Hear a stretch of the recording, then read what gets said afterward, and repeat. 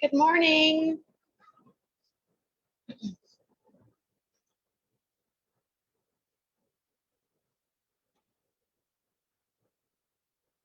morning. Yay, we have sound. Good morning.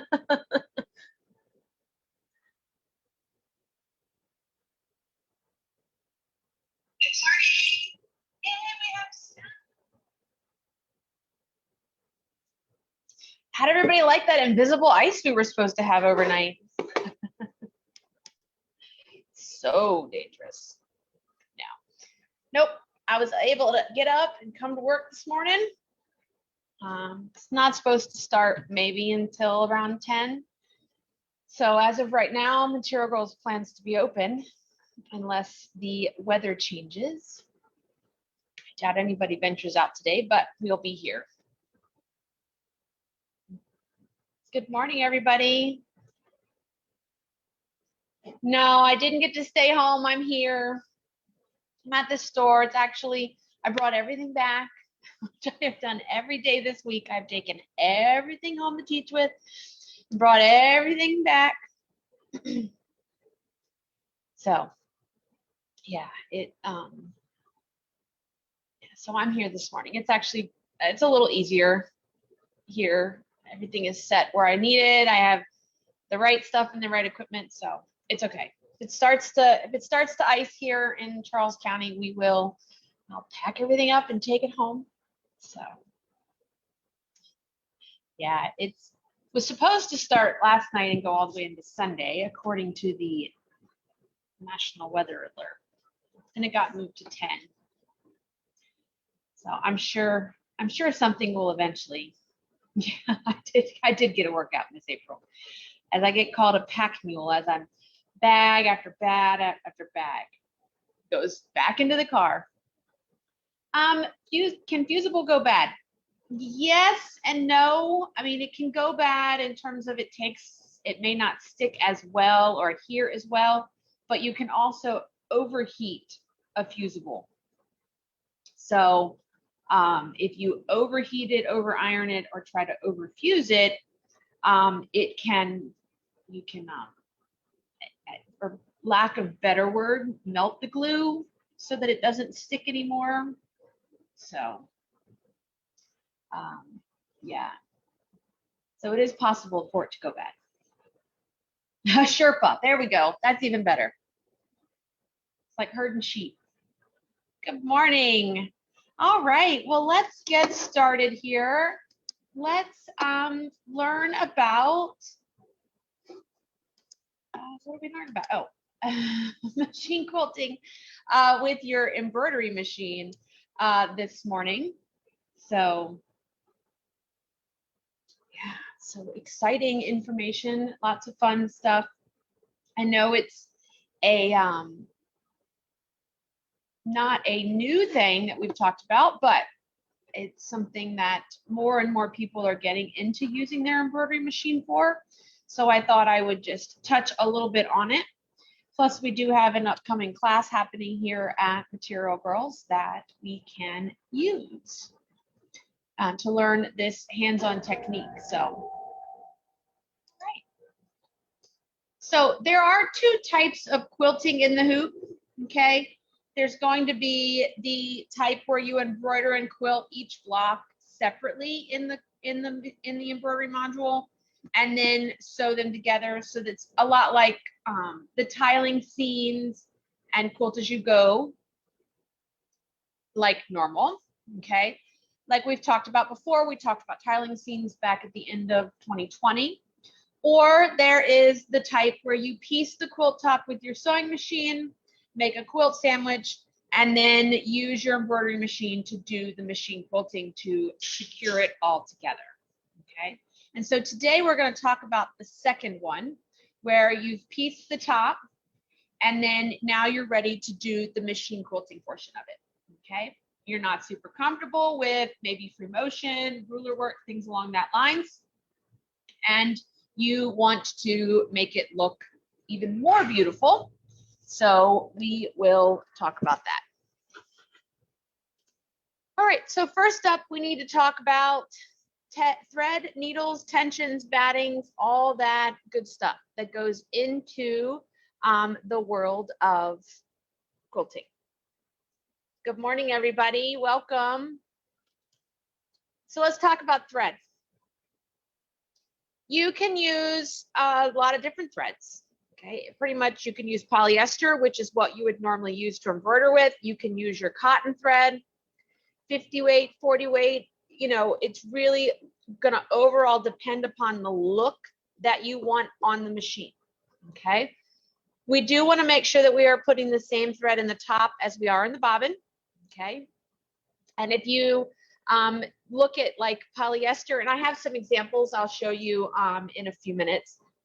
If you look at polyester, which is like isocord that we use to embroider with, it's 40 weight, shiny, strong, and it's typically what most embroidery designs are digitized with.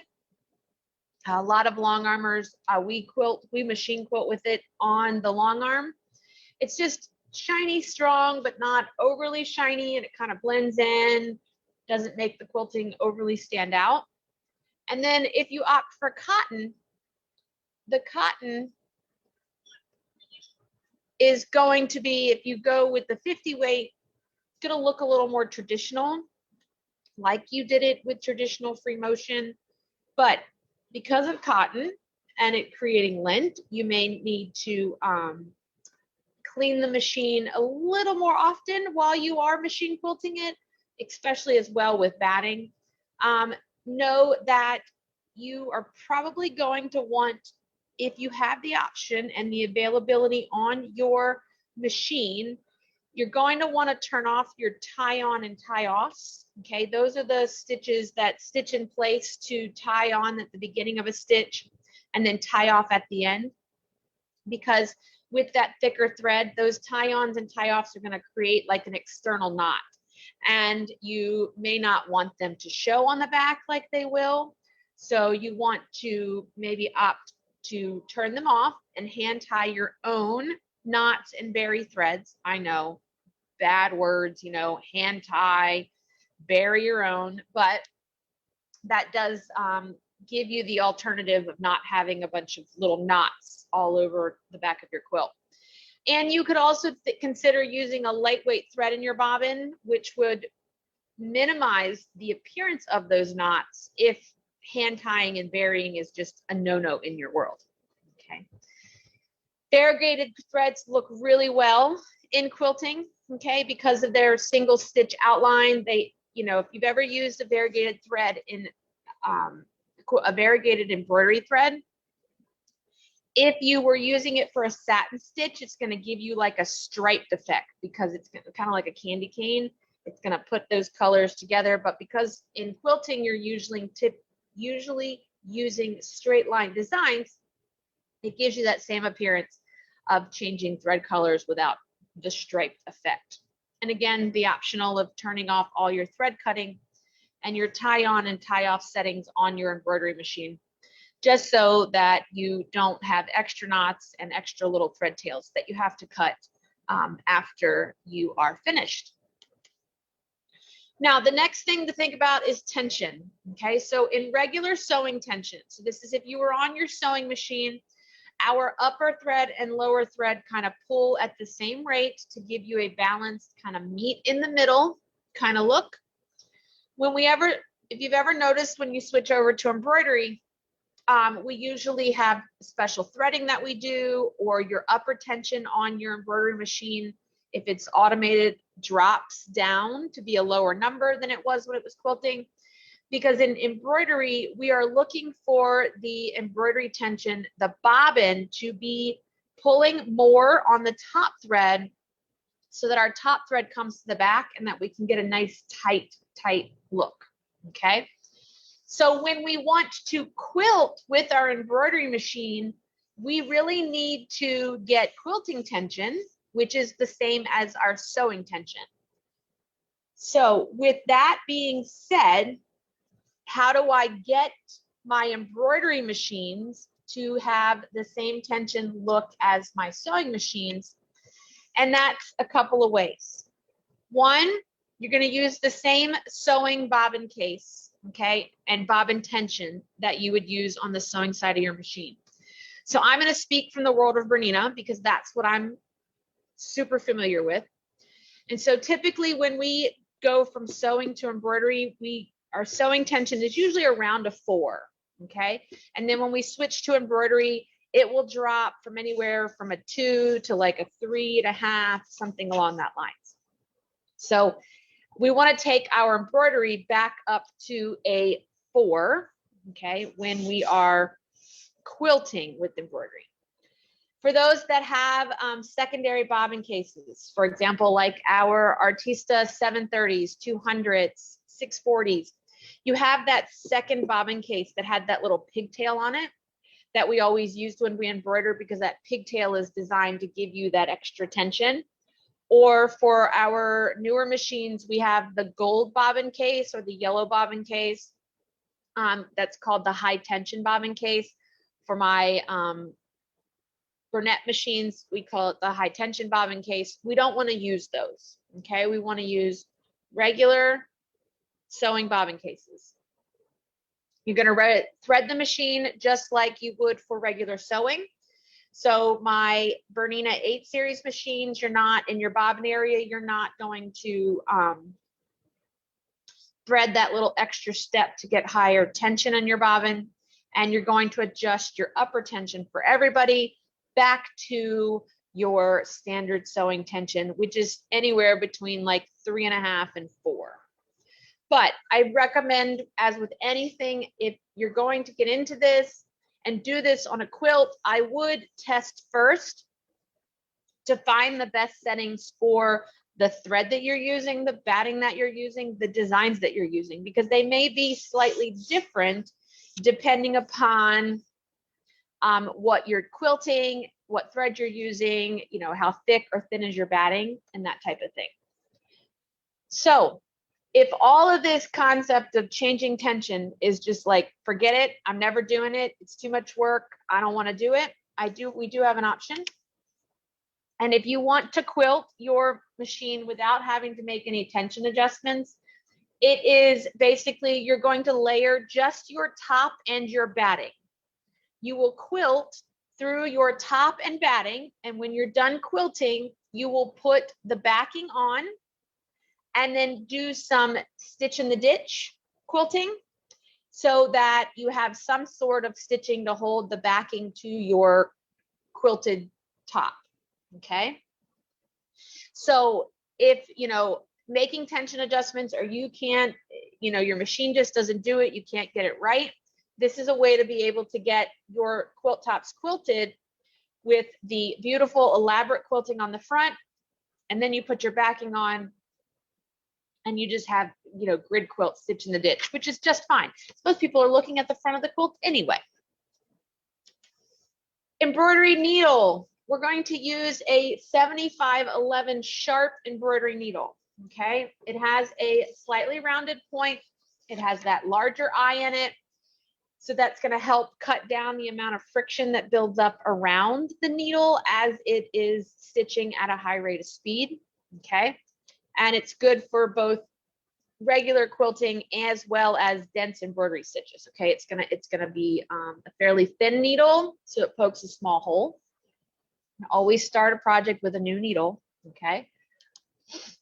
Batting, low loft is gonna work best, only because you've got to be able to get it into the hoop with two other layers of cotton or flannel, okay? So you don't want super thick batting because you're going to struggle to get it into the hoop, okay? This is not, I don't float quilt tops, okay? It goes in the hoop because if you float, you're going to need stabilizer. Stabilizer means that you then have to wash or pull it all out when you're done. So I'm not doing that. So for me, I am going to get it into the hoop. Cotton batting, here in the store, we use Quilter's Dream. So in the Quilter's Dream, any of the Quilter's Dream Request Select cottons, the wool, the Dream Puff, 80/20, any of those will work just fine, okay? So this is you know, try it, just be conscious that you've got to get it in the hoop. So it doesn't have to be cotton batting. It could be wool, it could be poly, it could be a blend. But just know that batting is also going to produce a lot of lint, okay? So you may need to stop and clean your machine and get rid of all that nasty buildup of the lint from the bobbin and the cotton thread if you're using for that. And yes, this is a good way, Miss April, that you could pre-quilt fabric for purses and bags, okay? So if you need to quilt a section or quilt a some fabric so that you can cut it up for a purse, totally could do that with this technique. Could you turn that off? Thanks. All right. So now that we have the machine set, let's look at what designs we're going to use, the quilt prep design process, and how we're going to hoop this. Okay. So first thing to know is there are two kinds of designs out there for quilting. First, on the left here, you see we have what we call single block designs, designed to go into a square and be used. They start and stop probably in the same location and don't have any particular place for them to connect. And then you have what we call continuous designs. So if you look at the continuous designs on the right, you can see that there are open points at where they are meant to be joined up with design, with another copy of the design, and continue on to give you the appearance of what you would get from a, from what you would get from a long arm quilting machine and things along that lines. So the other thing to look at that we will also talk about are quilting designs can also look and give the appearance of redwork designs. And typically redwork designs are going to be triple stitched, and then quilting designs are going to be a single stitch outline stitch. Okay, so let me show you just a little bit about that at the moment. So what I have here is, this is what on your embroidery machine would totally look at you in the preview and the display. Oh, that's a quilting design. I can use that. And it is a quilting design, but it is a triple stitch. Okay, when you stitch it out, it stitches over itself 3 times. So it is very, very bold. And so I stitched this out, and this is what it looks like in like 40 weight isocord. This is with it in 50 weight cotton, okay? And then the very bottom one here is going to be 40 weight cotton. So it's extremely bold right here, okay? So if you can't tell from a design, or it's not in the labeled in the instructions or the design sheet, you may want to stitch it on some scrap first to know what's going to happen with the design and how bold is it really that's there. Because when you look at a single stitch outline design, it looks very different. Okay, so this is your 40 weight, your 50 weight, your 40 weight poly, your 50 weight cotton, and your 40 weight cotton. These two almost look identical. This is just a little bit thicker, but not nearly as thick as what and bold as what you're seeing from a design that is a triple stitch. Okay, so just be conscious that some designs out there were originally, when you look at like single block designs, that were created more as redwork files back in the day. Okay, especially if they're an older design collection. So you may get something a little bit bolder, and that may be the look that you want. But just know that there are different options for you in the world of quilting designs. Okay. All right. 1 second here.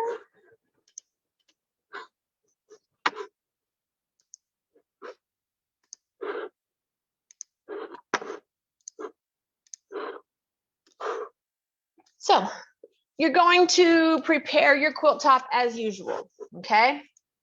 Nothing's changing. You're gonna layer your quilt top, you're gonna layer your backing, batting, and everything, sandwich it out. You do need to have your backing and your batting do need to be larger than your quilt top, okay? Nothing changes in that world because you wanna be able to quilt all the way to the edge of your back of your quilt.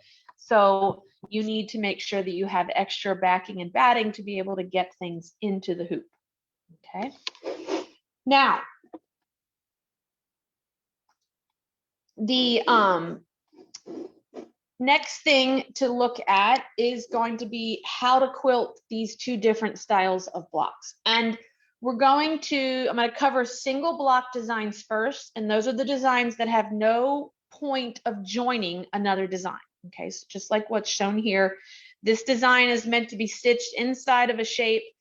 You could butt them right up next to each other, but they're not designed to give you that continuous look. So this is how I would do these particular designs. Okay, first would be a template sheet. Okay, so you could print a paper template on 8.5 by 11 copy paper and print it off of your printer using your embroidery software or something along that lines to create the design shape and size so that you can use it for positioning, or you can use something along the lines of this stable stick template sheet. Okay, this is not the same as stable stick. Okay, it's a little less sticky than stable stick, so don't go grabbing your roll of stable stick that you may have in your cabinet and cutting it into 8.5 by 11. Okay, this is a little bit different, and the same as your template sheet should also be used in a hoop and hooping. Okay, this is printed, loaded into your printer, print onto the stable stick side, and then you can peel it off and stick it to your project. Okay, so again, when you do go to print from either the document or your software, you want to make sure that there is on your printer, there are no scaling settings, that you are printing an actual size or 100%. So once you print that file onto your sheet, you can trim, just kind of trim around, trim close. Typically, I trim close and specifically paying attention to the portions of the designs that if I was going to butt things up next to together, that I would want to be matching. Mark your block, mark your where, like maybe this, maybe you're going to put it in the center of a square, kind of mark your centers. And then align your template sheet. Okay, stick it on, peel the paper off, stick it on top. Okay, and then you're going to hoop. Okay, hoop, hoop, hoop. Open up your hoop screw. Okay, so that you can accommodate the extra thickness. We do have hoop springs available as well for the spring-loaded hoops. That type of thing. I would trim, Miss Dana, I would trim this paper with paper scissors. Yeah, I would trim the stable stick sheets with paper scissors. So align your centers, get your design in the hoop, and align center to center, just like you would for any other embroidery design. Okay, you match center using your settings on your machine to move the design around. Okay. And then you're going to embroider. Okay, but we need to, one, pull the paper template off before you hit go. Okay, that's the key. Don't stitch through it, although it's not going to hurt to stitch through it. It's going to be a pain in the butt to be ripping all that out. But embroider, position, remove the template sheet, and then we need to pull the bobbin thread up to the top. Okay. You want to start with your upper thread and your lower thread on top of the hoop. For some machines, older machines, you may need to fast forward to the first stitch of the design. I know that, for example, the Artista 730s, 200s, 630, 640s. Other brands don't, they usually jump to center and then we'll jump to the first stitch after it takes a stitch in the middle. So you actually want to fast forward so that your needle moves to the first stitch of the design, okay? And then you could pull your bobbin thread up from there. And then go. You're going to bury your own knot and bury your own tails. You're going to leave long threads so that you can do that. And at the end of the design, take your hoop off, and then we would take the template, position it, repeat the steps, position it into the next location, and stitch repeat. Okay. So my recommendation is this particular book here. I will teach a class upcoming here this spring on this particular technique, which is custom quilting, what we would call custom quilting a quilt. This book is with Amelie Scott. I teach her edge to edge method. This is learning how to do the custom method, where it's individual blocks, inside individual designs, things along that line. So this is just a recommended book. It is up on our online store for purchase as well. And then this PDF will be available on the website. It's already up there actually on the YouTube page of our website, and all the way down at the bottom you can click presentation. It'll open a PDF and then you can click a link directly to the item, or you can go to the online store. If you type in custom quilting, this book will pop up. So let's look at continuous designs, okay? So continuous designs have a slightly different technique for it, okay? You need to be aware and understand how to move designs in your machine, how to find points of matching within your machine, and things along that lines. So we're gonna see if this video works.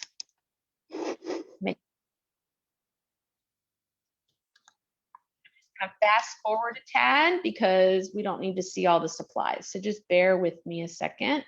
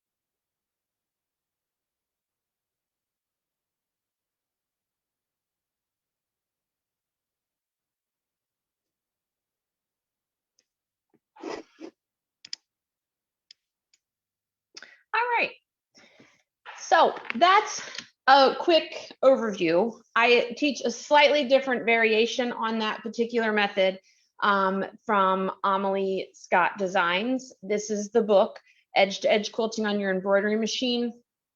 We actually have not only out of this book that comes with 10 designs, there are now 14 expansion packs that add additional designs to her technique. They come in 3 sizes. So for a hoop, you can do 5x9, 6x11, or 7x13. So you can, depending upon the scale, like if you're doing a table runner, you may not want a design that's 7x13 because you're not going to get a lot of repeats. It really is easy. It's not difficult. It just does take time. And it's not one of those things where you can like multitask with it, because a lot of the quilting designs are only going to take maybe 5 minutes to do. And so it's a lot of rehooping, and stitching. And it's the repetitiveness makes it, you understand it. It really does work really well. We do have a class coming up next Saturday from 12 to 3. We quilt a small a yard of fabric that you can then turn into whatever you like. You can turn it, I have a pattern for a tote bag that you can make with it. You can cut it up into placemats, doggy kennels, things along that line. So it's just a great project and a great technique to learn to do with your embroidery machine. So the other thing to look at is I had spoke about the embroidery designs and things along that line. So I thought I would show you on OESD the quickest way to locate them and to how to kind of look at what is available for you. So, the quickest way to get to Embroidery Online is to click our webpage, and you can either click the slide that says Embroidery Online at the top, or if you come down, scroll down to the bottom, the other way is right there. You can click on that link. It's going to pull you over. If you go up to embroidery designs at the top header, and then the drop down comes through, your quickest way to find all of the quilting designs is to go to techniques. And then once inside techniques, you can go to the quilting, okay? And then they're all broken down by collections and by designs. And so if you want to see them by collection, underneath product type, just click collections, and then they have full collections. So this was that quilting bees that they just showed. Oh, look here, we'll go to snow day quilting. So in snow day quilting, if you open up the collection and you click the tab where it says sewing information, okay, and then you can click preview sewing information, it will pull up the packet information that comes with the design. So if you ever misplace the thread chart or anything along that line to the design collection, you can always find them on the Embroidery Online site. You just got to go to your collection. So with this collection, you have a variety of motifs, some that are what we call single, and then some that are continuous. And if you look here in this collection, under this description right here, see where it says single run, okay? So single run means that it's an outline design, okay? It's going to stitch one time. This one here, they label it as a pantograph. That's because it has a beginning and an end point that are meant to join to each other, okay? And then, so there's lots of designs. This is a single block design. You'll also find the collection will have possibly even corner designs. So things that allow you to turn the corners with the pantographs. Okay, so here's a corner, okay? So here's a corner, a snowflake corner that would allow you to, this is another corner. So using the straight borders to come down into the corner and then be able to turn it, okay, in a single run format. And then I think the design collection, let me see here if it's got, and then down at the bottom, the designs will repeat. and you'll see the description reads triple run. Okay, and so triple run means that it's going to run over itself 3 times and be that bolder, more definitive look. So these designs that are labeled with that triple run are going to look beautiful if you quilted them onto a solid block or a solid white piece of fabric, or use them like a red work design in that aspect. So be sure to, OESD does usually will tell you if it's a single or a triple run design. Most collections are going to give you both options. Okay, if it was single or triple run, you get both designs that are in it. So there are lots of quilting designs that are in here as well. You also have, let me go back one step here. There is a category in here labeled long arm quilting. Okay, so these long arm quilting designs are meant to be used on a long arm. Okay, so you want to be cautious at anything that, just because it's labeled quilting, you want to make sure that the format that comes in the collection is correct and that you need it. For Bernina and OESD here, in those quilting collections from Amanda Murphy, they do include the art file and the EXP format. So you can use them on your machines, okay? But just be cautious if you find things that you're searching for stuff and you come to long arm quilting designs that it comes in the format that you need and that they aren't specifically written for computerized long arm machines. But the Amanda Murphy collections do come with multiple block single designs. They are corners, a continuous pantograph, borders, things like that. And they're usually themed. And so that there's some singles block designs, some continuous designs that go all together and themed. So you can use these on your standard home embroidery machines, the ones from OESD. Other companies, you just want to make sure that it includes the format that you need for your machine to recognize. Okay. And then these are all the long arm quilting designs are single stitch designs.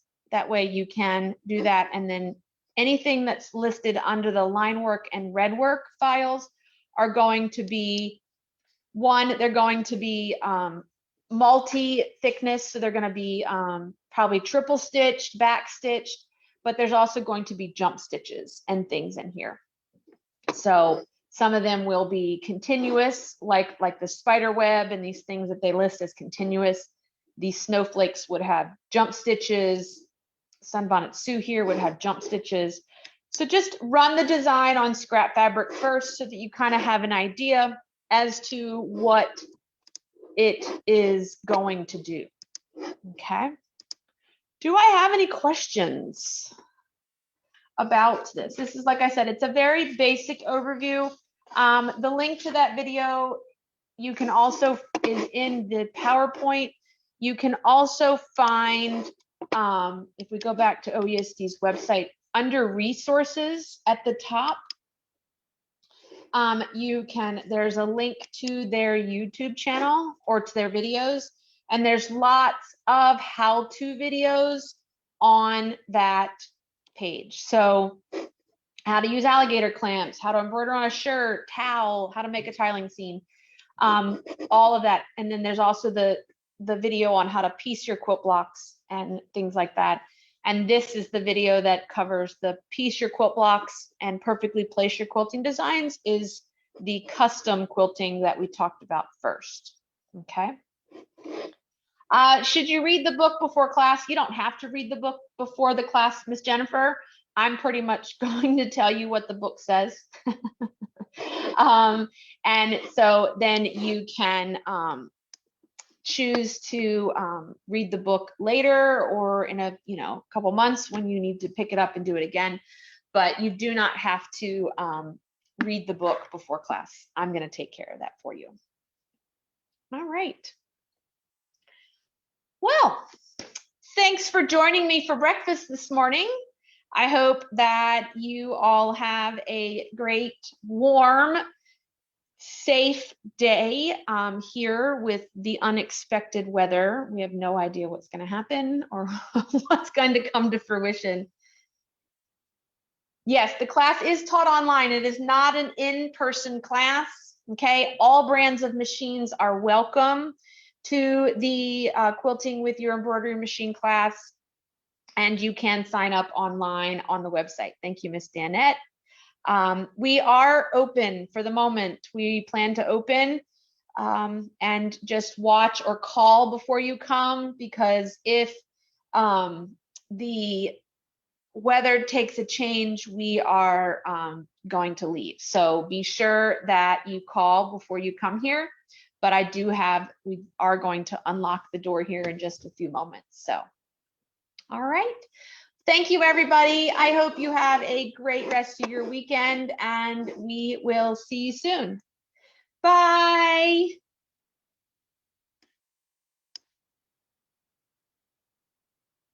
For the quilting class, this hoop size, you just need to be able to fit the 5x9. So it's going to be, some of the designs are going to be 5x9, some can be, but we can shrink them slightly as well. So yes, 5x9 for the Amelie Scott is the first size of her files, but not all of them fall into 5x9 categories. Some are a little bit skinnier based upon the design that's there. Thank you, guys.